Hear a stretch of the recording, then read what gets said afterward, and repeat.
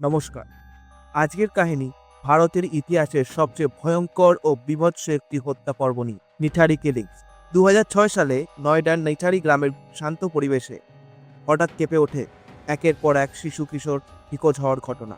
কেউ জানতো না গ্রামের একদম মাঝখানে এক হায়নার বাস, আর এক বিনোদিনী তার সহযোগী। এই কেসে আছে অন্ধকার, ষড়যন্ত্র, ধ্বংস, এমন কিছু সত্য যা শুনলে গায়ে কাঁটা দিয়ে উঠবে।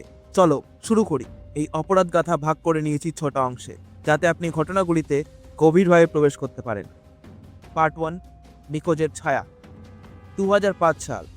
নিঠারি গ্রামের গলিগুলিতে শুরু হলো কিছু অদ্ভুত নিখোঁজ হওয়ার ঘটনা। প্রথমে অজয় নামে এক কিশোর, তারপর চাঁদনি, মুস্কান, অনেকে।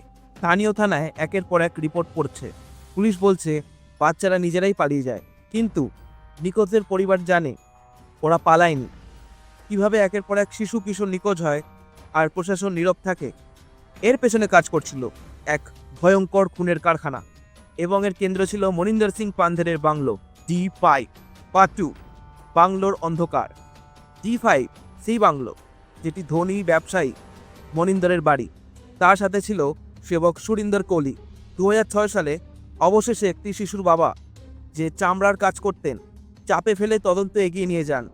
পুলিশ বাধ্য হয় D5 তল্লাশি চালাতে, আর তখনই যা পাওয়া গেল তাতে গোটা নিঠারি গ্রাম স্তব্ধ। বাড়ির পেছন থেকে পাওয়া গেল হাড়, কঙ্কাল, কাটা মাথা, পোড়া মাংস। সেপটিক ট্যাঙ্ক থেকে উদ্ধার হলো গলিত মৃতদেহ। কি করে কেউ এতটা পৈশাচিক কাজ করতে পারে? এর সাথে আমরা চলে যাব গল্পের পার্ট 3-তে, খুনের কাহিনী ফাঁস। সুরিন্দর কোহলি ধরা পড়ার পরে ভেঙে পড়ে, স্বীকার করে সব।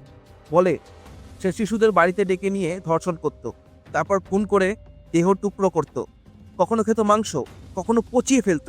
কোহলির কথার উঠে আসে একটি নতুন দিক, ক্যানিবালিজম। হ্যাঁ, সে মানুষ খেত। কোহলির মানসিক অবস্থা নিয়ে প্রশ্ন ওঠে, কিন্তু তদন্তকারীরা বলেন সে সম্পূর্ণ সচেতনভাবে সব করত। মনিন্দরের ভূমিকা নিয়ে শুরু হয় বিতর্ক। সে কি সত্যি নির্দোষ, নাকি তারও হাত ছিল এই বীভৎস খেলায়? এর সাথে আমরা চলে যাব গল্পের 4র্থ পর্বে, পার্ট 4, মিডিয়ার আগুন ও জনরোষ। যখন ঘটনা ফাঁস হলো, মিডিয়া ঝাঁপিয়ে পড়ে, জনতা রাস্তায় নামে। সকলে জানতে চায় এতগুলো শিশু কোথায় গেল, পুলিশ এতদিন চুপ ছিল কেন, কেউ কি খুনের নেপথ্যে বড় কোনো চক্রান্তের কথা চাপা দিচ্ছে? মনিন্দর সিং পান্ধের ও সুরিন্দর কোহলিকে গ্রেপ্তার করা হয়, কিন্তু বিচার প্রক্রিয়া ধীর। পরিবারগুলো ন্যায় বিচারের জন্য লড়ে যায়। আর ঠিক এর সাথে আমরা চলে যাব গল্পের 5ম পর্বে, বিচার ও ধোঁয়াশা। 2010 সালের আশেপাশে কোহলিকে বারবার মৃত্যুদণ্ড দেওয়া হয়। এতে কয়েকটি মামলায় দোষী সাব্যস্ত, কিন্তু মনিন্দরকে কিছু কেসে নির্দোষ বলা হয়। এই রায় বিতর্ক হয়। বহু মানুষ মনে করে একজন একা এত সব করতে পারে না। কোহলি ছিল কেবল এক ফেল্ড লিঙ্ক, মূল মাথা ছিল অন্য কেউ। তবে আজও সেই প্রশ্নের উত্তর মেলেনি। এই কেস আজও কেস স্টাডি হিসেবে পড়ানো হয়, কিভাবে প্রশাসনিক গাফিলতি কত বড় অপরাধকে সুযোগ করে দিতে পারে। আর ঠিক এরই সাথে আমরা চলে যাব গল্পের শেষ পর্ব, পার্ট 6-এ, শেষাংশ, ছায়ার পিশাচেরা। নিঠারি আজও নিস্তব্ধ। D5 বাড়ি ভেঙে ফেলা হয়েছে, কিন্তু সেই ঘরে একসময় চলছিল এমন এক বীভৎসতা যা সীমানাকেও হার মানায়। এই ঘটনা আমাদের শেখায় কখনো কখনো খুনি আমাদের চারপাশেই থাকে, কিন্তু আমরা বুঝতে পারি না। আরও শেখায় বিচার পেতে গেলে লড়তে হয়, যন্ত্রণার মধ্যেও দাঁড়াতে হয়।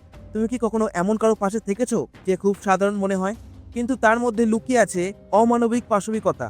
সতর্ক থেকো, চোখ খুলে থাকো। এই ছিল নিঠারি হত্যাকাণ্ডের গা শিউরে ওঠা কাহিনী। যদি পছন্দ হয়ে থাকে তাহলে লাইক করো, সাবস্ক্রাইব করো, আর কমেন্টে লিখে জানাও পরবর্তী কোন কেস তুমি শুনতে চাও। দেখা হবে পরবর্তী পর্বে এক নতুন অপরাধ গাথা নিয়ে। অন্ধকারকে চেনো, কারণ তবেই আলোকে সত্যিকারে ভালোবাসা যায়।